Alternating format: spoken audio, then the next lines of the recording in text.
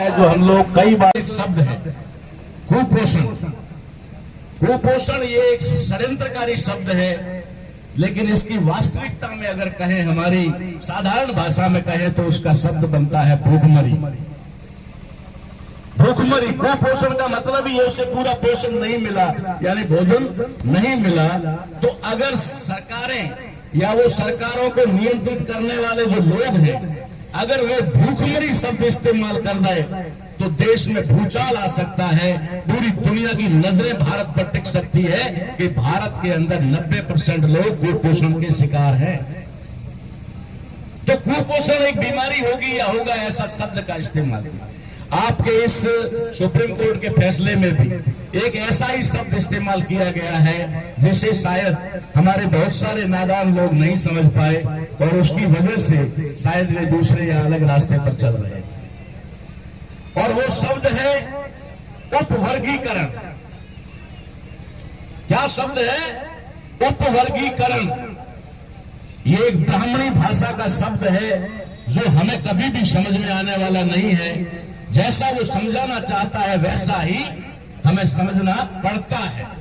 जैसे हमारी मजबूरी होती है ना, हमारे लोग घरों में शादियां करते हैं और पंडित को बुलाते हैं, तो पंडित क्या मंत्र बोलता है हमने आज तक नहीं पूछा पंडित जी से इसका अर्थ क्या होता है, जरा हिंदी में बता दे, और न ही कभी उसने बताया। तो ये वर्गीकरण शब्द है, वर्गीकरण से बना उपवर्गीकरण। वर्गीकरण किसने किया था और क्यों किया था? वर्गीकरण बाबा साहब अम्बेडकर ने किया था। और उपवर्गीकरण ये सुप्रीम कोर्ट में बैठे हुए, हम सुप्रीम कोर्ट की, क्योंकि हमारे पुरखे ने संविधान में सुप्रीम कोर्ट की संरचना की प्रावधान किया, इसलिए हम संविधान की बहुत ज्यादा और ज्यादा से ज्यादा कदर करते हैं। लेकिन हम ये भी बताना चाहते हैं कि सुप्रीम कोर्ट का ये फैसला नहीं है। सुप्रीम कोर्ट में बैठे हुए कुछ पूर्वाग्रह से ग्रसित मानसिकता के उन जजेस का मामला का फैसला है जो लोग हमारे एकता को नहीं बर्दाश्त कर पा रहे हैं। ये आप तमाम लोग अच्छी तरह से जानते हो कि सुप्रीम कोर्ट हाई कोर्ट के अंदर 97.5%, 97.5% से ज्यादा जजेस सिर्फ और सिर्फ एक कास्ट के हैं, ब्राह्मण। बाकी जो 2.5% है उसमें वो भी अपर कास्ट के लोग हैं, ओबीसी का निल है, एसटी का निल है और एससी का कोई 1-2 होगा। इसलिए मैं इस शब्द को आपके सामने रख रहा हूं जिससे आपको समझना चाहिए कि यह फैसला हमारे पक्ष में जा रहा है या फिर हमारे खिलाफ। ये साधारण शब्द कहा जाए, साधारण भाषा का शब्द कहा जाए तो सीधा सा शब्द है बंटवारा। इसे विभाजन भी कह सकते हैं, लेकिन विभाजन भी एक टफ शब्द है। हिंदी का सबसे आसान शब्द है बंटवारा। बंटवारे को भी और आसान करें तो वो शब्द है तोड़ना।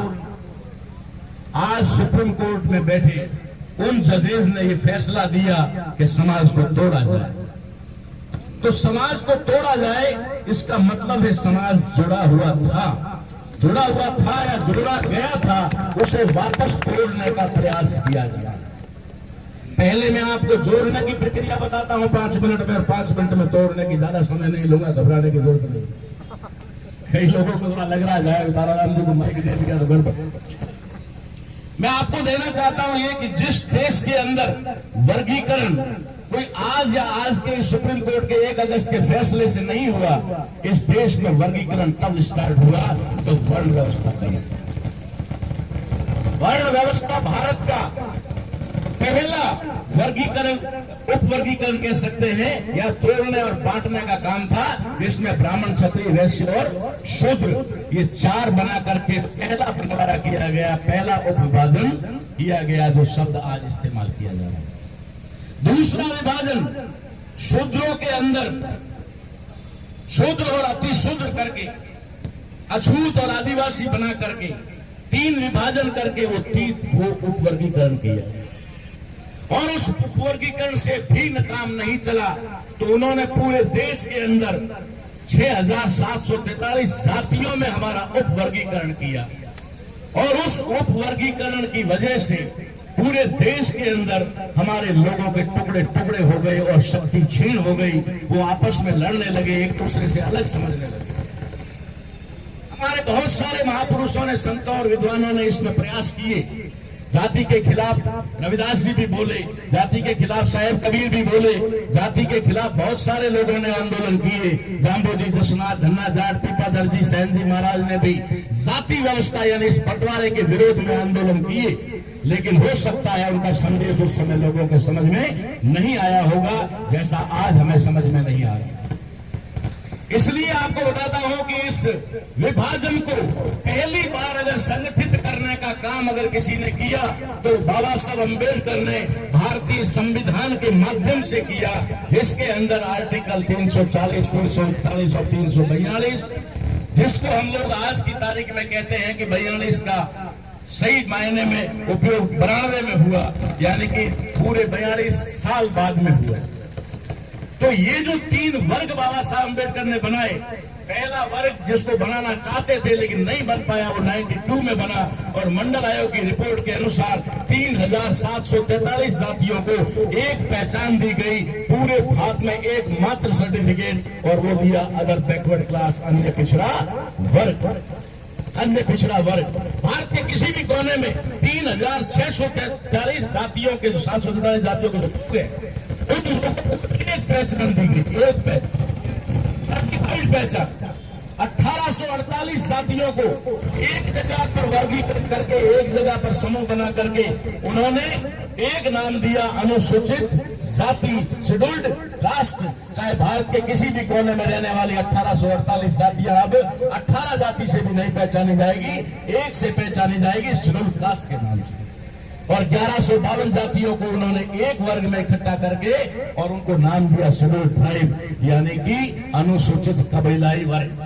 अनुसूचित कबीलाई वर्ग ये संगठित करने का काम था, और इस संगठन की वजह से और फिर इनके प्रावधान करके कि इनको रिजर्वेशन की जाजम पे लाया जाए। अगर तीनों वर्गों को जो वंचित हैं उनको रिजर्वेशन दिया जाए, रिप्रेजेंटेशन दिया जाए, तो रिजर्वेशन इन रिप्रेजेंटेशन के माध्यम से इन तीनों वर्गों को एक मंच पर लाने का, और उसमें जो अल्पसंख्यक वर्ग है उनके अंदर भी आयोग द्वारा जांच करके जो पिछड़े जातियां हैं उनको शामिल करके उन्हें भी लाभ दिया जाए, ये बाबा साहब अम्बेडकर ने किया। लेकिन जिन लोगों ने भारत के अंदर आए हुए साइमन कमीशन का विरोध किया, साइमन कमीशन क्यों आया था? कोई पढ़ाया नहीं जाता। साइमन कमीशन बाबा साहब अम्बेडकर के रिकमेंडेशन पे आया था। बाबा साहब अम्बेडकर ने ब्रिटिश गवर्नमेंट को लिखा था कि या कुत्ते बिल्ली तालाब में पानी पी सकते हैं लेकिन एक आदमी नहीं पी सकता, या कुत्ते बिल्लों के साथ में खेल सकते हैं लेकिन एक आदमी के टच होने से यह पवित्र हो जाता है। यहाँ के लोगों को पानी भरने का अधिकार नहीं, यहाँ के लोगों को मंदिर में जाने का अधिकार नहीं, एक जाजम पर बैठने का अधिकार नहीं।